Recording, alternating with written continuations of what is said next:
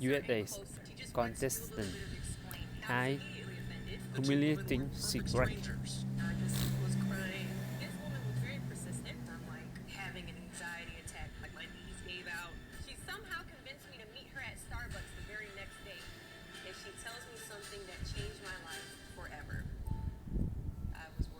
As we're working a humorous position, and during this shift, my life changed forever. And a woman stared at me from across the way. I thought she has a few screws loose, so I tried my best to ignore her very intense stares. She eventually makes hers.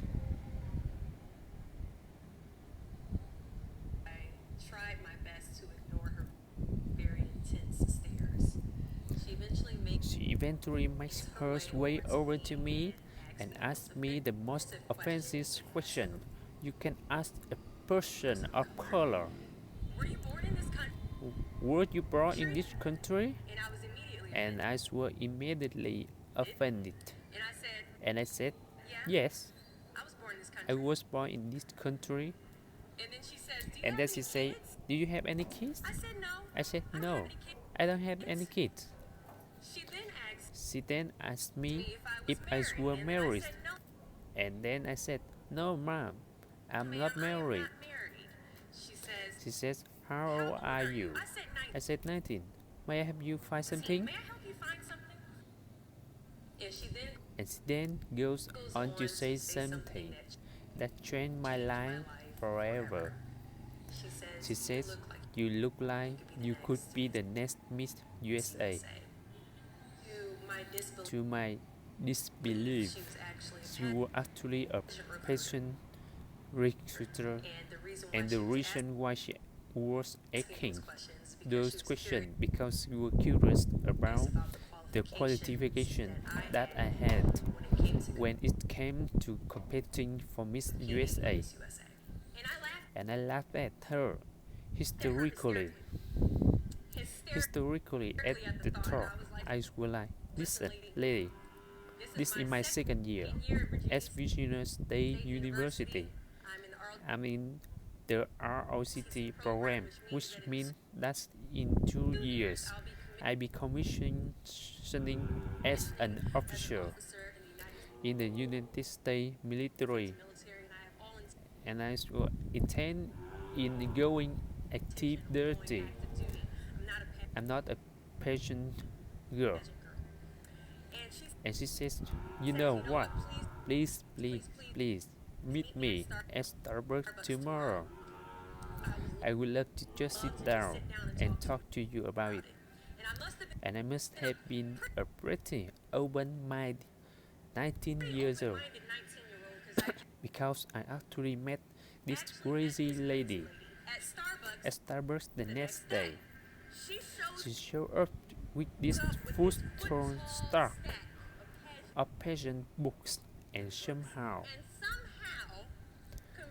convinces me to enter into my very first pageant, which I did 3 months later.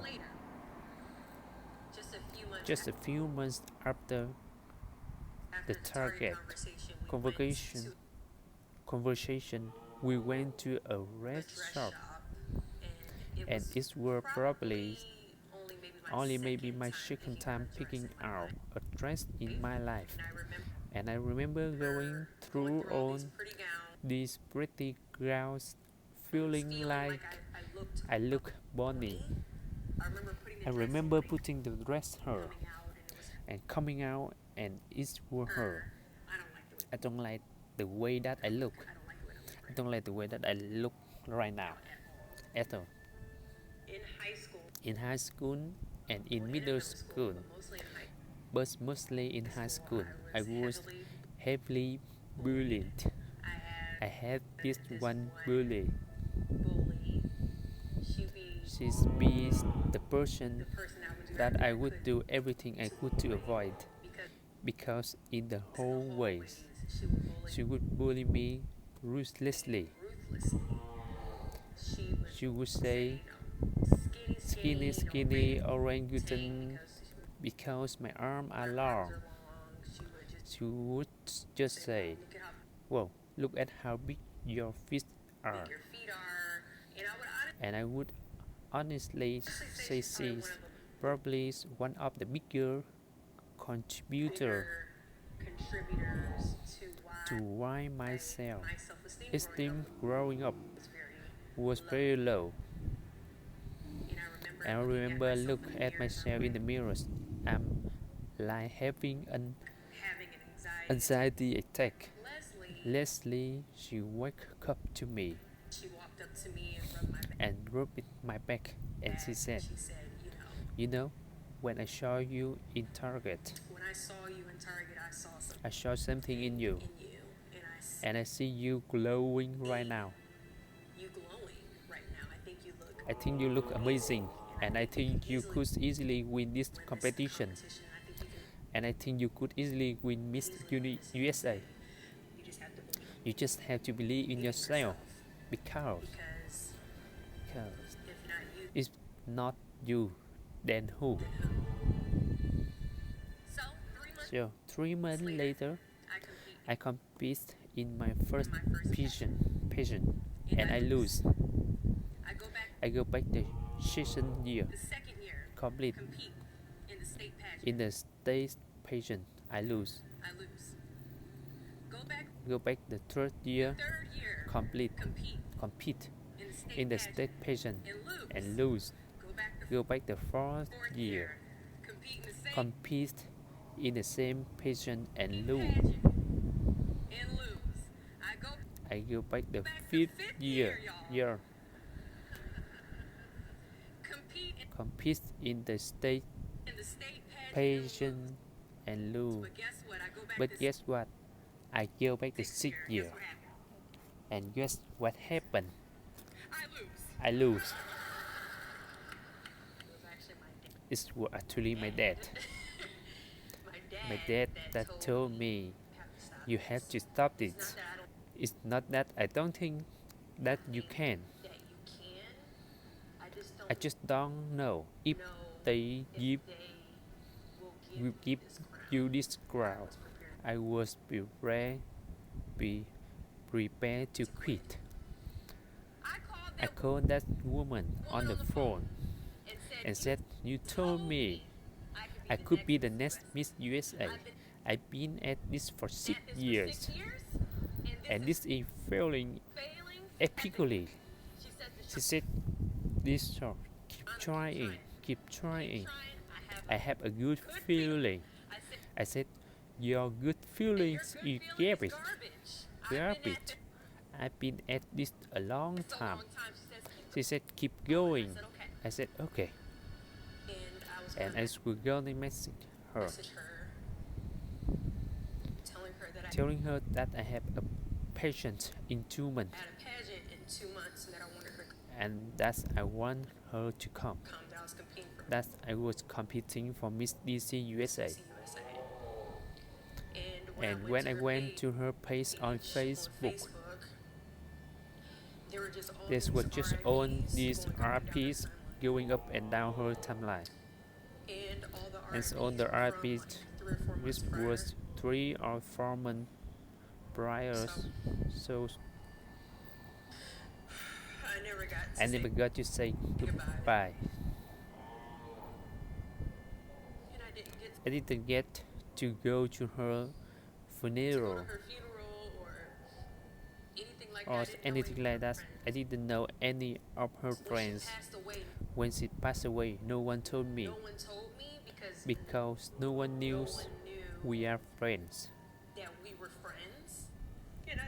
And it just felt really bad.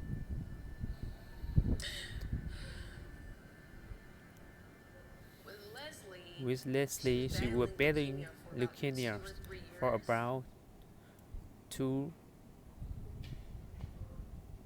I would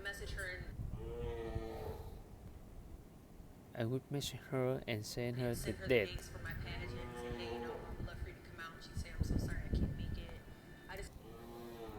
I just always assumed she was going to be okay. It's very tough competing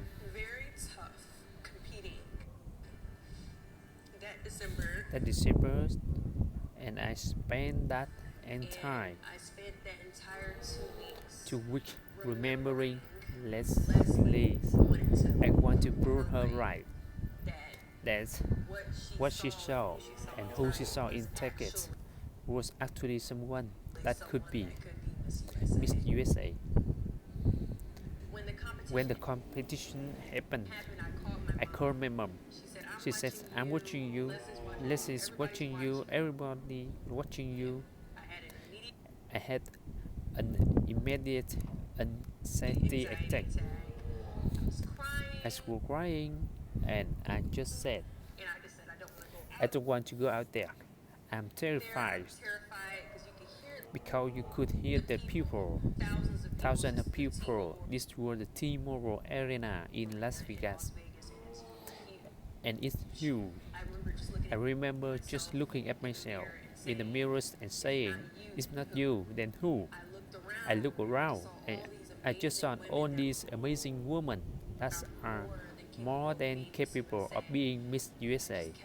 I just kept telling myself, if not you, then who?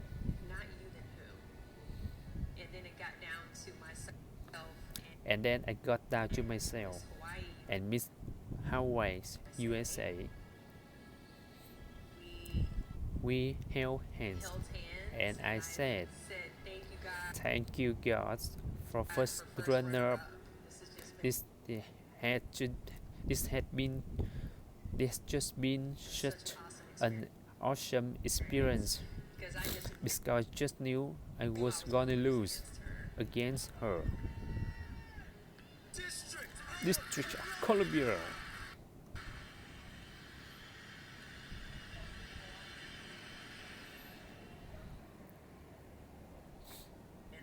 And I was shocked, and I remember looking out into the stands and seeing so many people jumping in joy, including with my friends, my family members that came, and I wish there could have been Leslie sitting in the stands, but I could feel that in my spirit. I could feel something saying, I told you so. And I think it's her saying to me, like shining down from the heavens.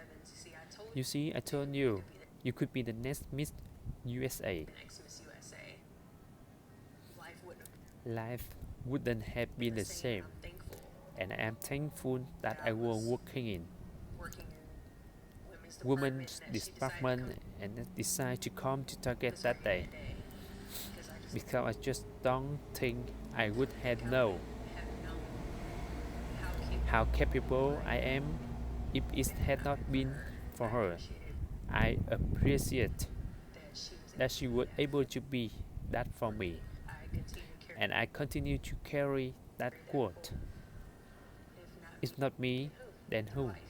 Through life, at times our purpose dropped in our lap, as if the heavens threw it by accident. Do not fear failure, but please be terrified of regret, as giving up is the birth of regret. You have 100 moments that will be filled with someone telling you no. The reality of life is that we will all hear small no's, then we hear yeses, and we will fail a lot, and I mean a whole lot. But what I ask of you today is to not take no for an answer. Don't be afraid of no's. Be afraid of the possibility of a yes that you have prematurely destroyed because you decide to quit before the clock strikes 12. It's not you, then who? Thank you for watching. Goodbye.